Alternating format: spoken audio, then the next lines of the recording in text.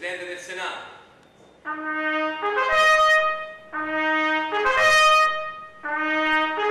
Giornata veneziana per la neoeletta Presidente del Senato Maria Elisabetta Casellati. In mattinata è stata accolta dal governatore Zaia a Palazzo Balbi e i due si sono intrattenuti a colloquio riservato per circa mezz'ora. Poi l'incontro con le autorità politiche, civili, religiose e militari.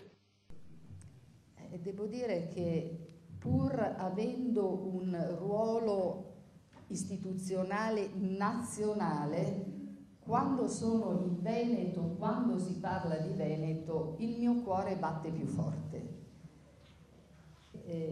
È sotto gli occhi di tutti che negli ultimi 20-30 anni ha avuto uno sviluppo economico, sociale senza precedenti.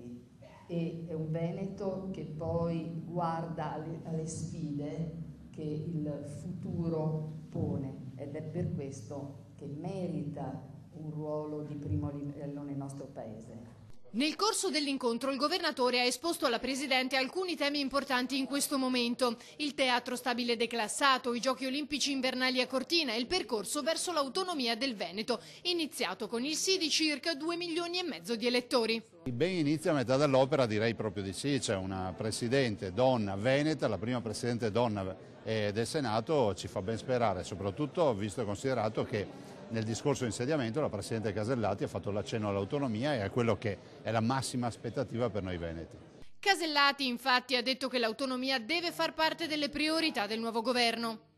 Nel mio discorso inaugurale ho richiamato la necessità di completare il riassetto delle autonomie locali. L'ho ripetuto anche in varie interviste, spero che nel governo che verrà questa possa essere una delle priorità dell'agenda politica. Ho una figura istituzionale e certamente cercherò che l'avvio delle riforme si faccia.